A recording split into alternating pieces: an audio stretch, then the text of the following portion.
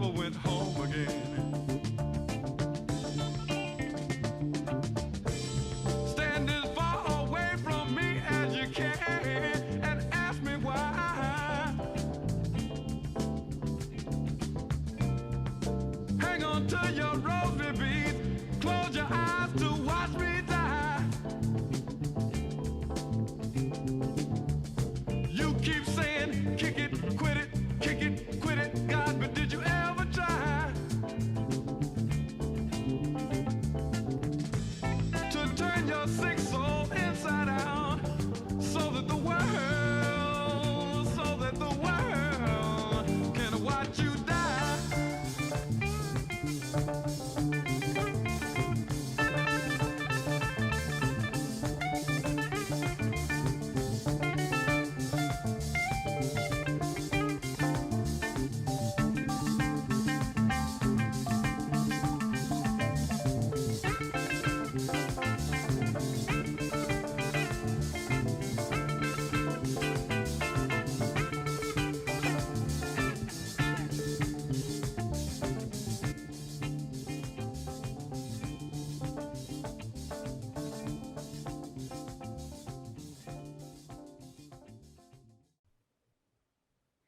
The Philadelphia School District is one of the most underfunded districts within the United States, and yet the district continues to uphold racial and classist disparities between the different schools.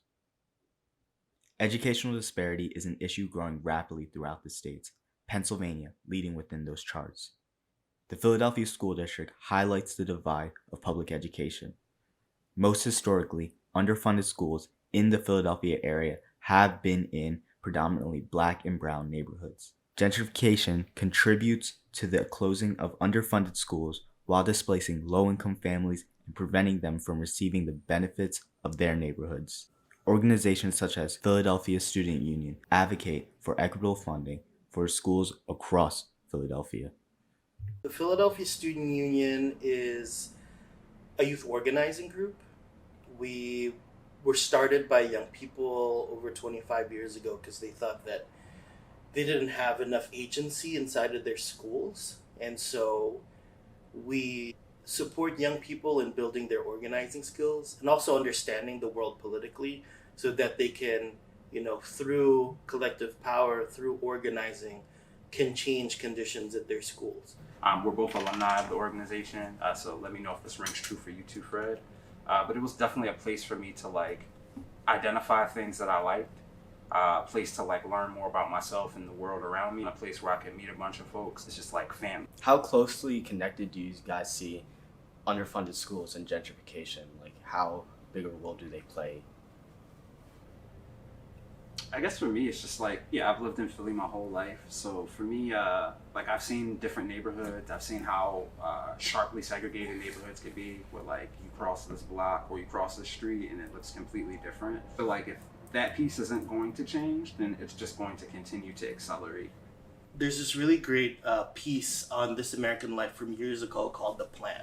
And it's all about gentrification. And one of the things that the main character of that audio story talks about is how his elders told him, I believe they're in Washington, D.C., that there's a plan. And the plan is that, all of these middle-class white folks left our neighborhoods, and it's now, populated by black people, working-class black people. But his elders always told him that, be careful because there's a plan, and that these folks are going to come back. And they're going to come back, and they're going to come back for these houses, for these blocks, and you got to be prepared for it. And what is the thing that knocks out a neighborhood fastest? It's by getting rid of their school. Because schools are the anchors of communities. Schools are where people build long-term generational relationships with one another and with their community. Once you knock out West Philly High, right? And you knock out University City and people don't have that connection anymore, there's nothing keeping them to these, frankly, really shitty neighborhoods. Look at University City. University City High School used to be one of the biggest high schools in the city. One of the most beautiful, I've been in that school. Beautiful auditorium, gigantic school. I'm sure it used to educate thousands and thousands of young people. Look at it now. It's just some nameless, 4-story apartment complex. Like, what happened to all of those folks? What happened to all of the people who had connection to that school? The connection of University City High School ended in 2013 during its closing and demolition in 2015. Cambodian refugee, University City alumni, and my father, Foreign Soar, relives his youth within public education. What brought you to West Philly? So the story behind what brought our family to West Philadelphia was I was told that my father, when we were in Thailand, they asked him, what state do you want to live in the United States? So he happened to point Philadelphia. Now he has no idea where Philadelphia is. So long story short, we arrived in Philadelphia, So we reside at 48 and Locust, which is a Section 8 housing. We, went to Lee School, which is right around the corner in the same block. So that is the story why we live in Philadelphia. What was going to Lee School like as a refugee in the 80s? Lee School was very tough. Had some bad experience. People call us names, and there's not too many Asian kids there, so it was very rough. Each day, I would just sit in the classroom and looking at the clock, waiting for 2:30 so I could go home. How was your transition to high school? So transition from Lee School to high school, which is University City, was a little bit better, but not much different. I was the only few Asian kids in high school. I was picked on, I was making fun of, calling names. So it was a very bad experience still. Within 2 generations, how has gentrification shifted the outlook of West Philadelphia? Well, first of all, University City High School doesn't exist anymore. Right now it's there as an apartment complex. But I'm 21 years old, and during my mother's pregnancy, my parents had purchased a home on a block where they thought it would be the catchment area for me to attend Penn Alexander as a student. But when I was born, they actually drew the catchment area line down the middle of the block. And of course, we were on the side of the block that wasn't in the catchment area. So that, just how Penn Alexander has shaped a lot of the neighborhood in terms of what's in the catchment area, what's not in the catchment area. I think through that lens, I've seen a lot of how West Philly has changed over the years just with Penn Alexander's presence. Do you believe there's an issue regarding Lee and Penn Alexander?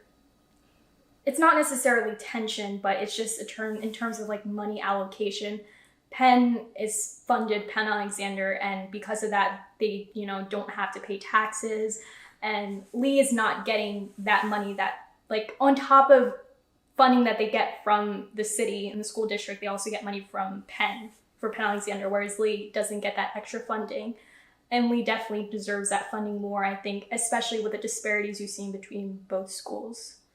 Well, especially Lee, and Lee is also in their backyard. It's only a few blocks away, so it's only right to disperse the money to both schools. But within it's like Philadelphia is just so segregated as a city, but you can see that within this several block difference, how different Lee is from Penn Alexander, and I think that reflects a lot on just gentrification and funding of schools in general. There shouldn't be that great of a disparity within a matter of blocks. Exactly. It's also interesting to see that, as the neighborhood changes, and Penn kind of has spread out more into West Philly, and you see Lee School now, it's a lot different from when my dad attended as a student there, just because the neighborhood is changing and it's just stretching more and more University City.